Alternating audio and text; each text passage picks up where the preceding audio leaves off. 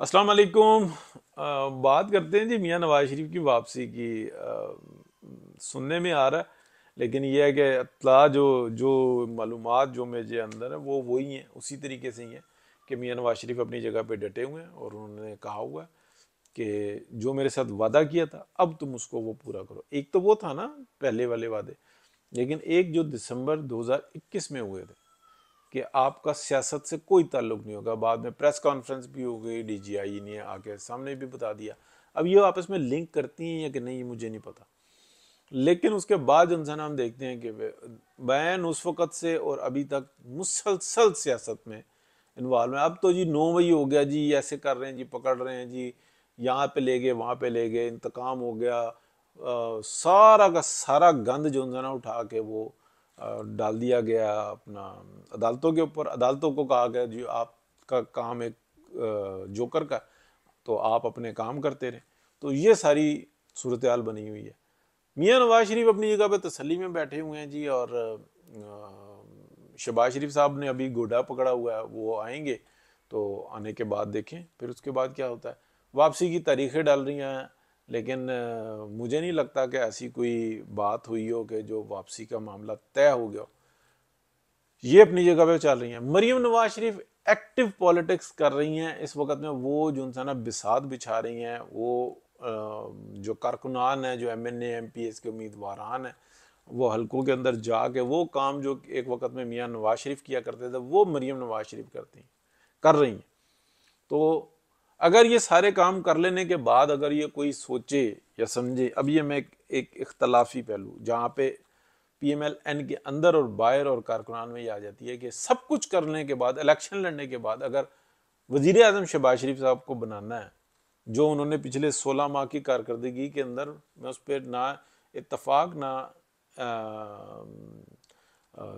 इख्तलाफ, दोनों चीज़ें कोई नहीं, लेकिन मैं सिर्फ इख्तलाफ इस बात पे कर रहा हूँ कि उनका जो पॉलिटिकल रोल था उसमें पीएमएल-एन की जो तबाही दुश्मन भी नहीं फेर सकता था वो शहबाज शरीफ साहब ने फेरी है।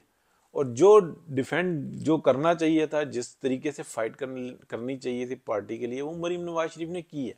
अब उसके अंदर कुछ लोगों के साथ ज्यादती भी हो गई, कुछ लोगों के साथ अच्छा बुरा, लेकिन बहरहाल वो उनके अंदर एक एबिलिटी है, वो भाग दौड़ कर रही हैं, क्राउड पुलर भी हैं और फ्यूचर भी नजर आता है उनका।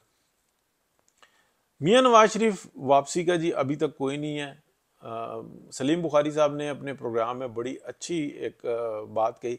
14 अगस्त का उन्होंने बताया था, इंफॉर्मेशन दी थी, इंफॉर्मेशन दुरुस्त थी।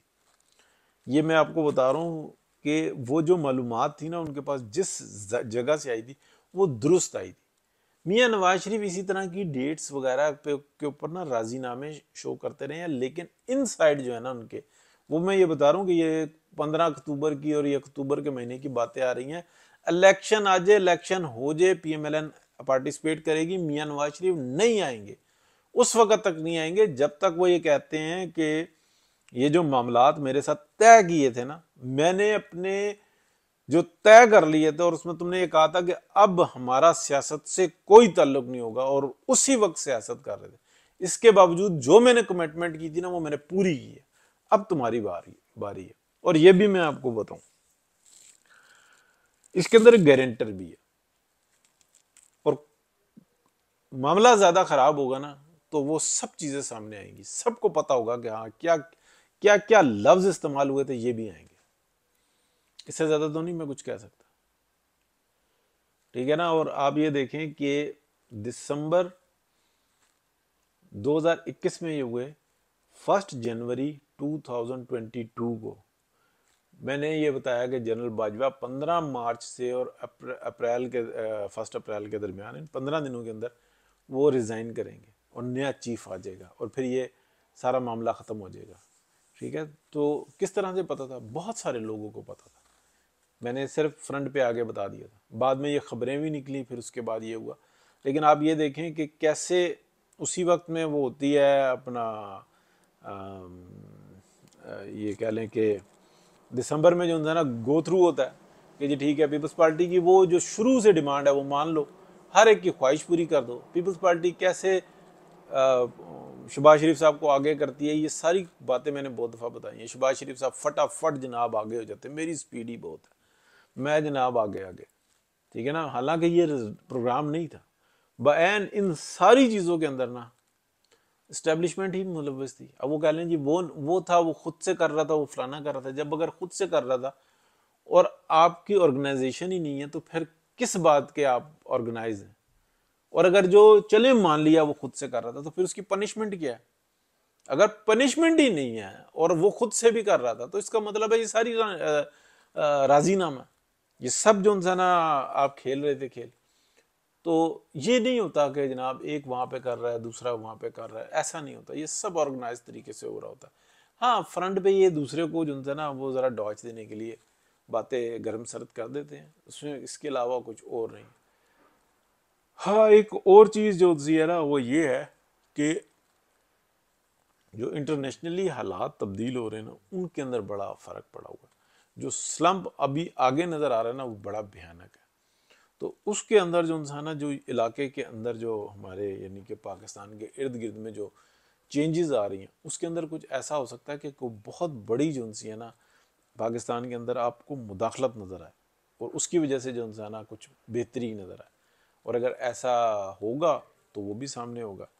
यानी कि अगर हम देखें तो हो सकता है कि कुछ प्रोजेक्ट जो उनसे है ना वो बड़े पैमाने पे हों, और बदकिस्मती इस मुल्क की ये होगी कि पाकिस्तान को उसका शेयर ही ना मिले, उसके लिए बाकायदा डील की जाती है कि हमारे बच्चे, हम और हमारे बड़े बड़े महलात अमेरिका में, यूरोप में और पूरी दुनिया हमारे लिए, और वो हमें नज़र भी आते हैं। उसामा बिन लादेन के सौदे में जो जो लोग शरीक थे, आप देखें कैसे मिलियंस ऑफ डॉलर उनको मिले। अब बात कड़वी है, लेकिन बात है रुसवाई की। लेकिन कोई पूछने वाला नहीं है। क्या अनाउंस किया कि ये हमारा भागा हुआ बंदा है और इसने ये गलत काम किया?